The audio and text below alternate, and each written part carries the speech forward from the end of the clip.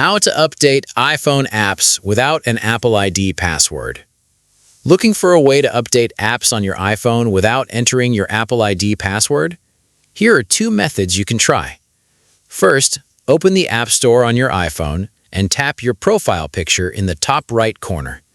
Then scroll down to the App Updates section and find the app you want to update. Tap Update next to it, and the latest version should download automatically. If your iPhone asks for your Apple ID password and you don't have it, try the second method. Open the Settings app and tap General. Next, select iPhone Storage and scroll through the list until you find the app you want to update.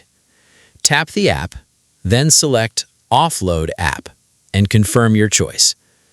Once the app has been offloaded, tap Reinstall App. Your iPhone will download the latest available version of the app while keeping its documents and data on your device.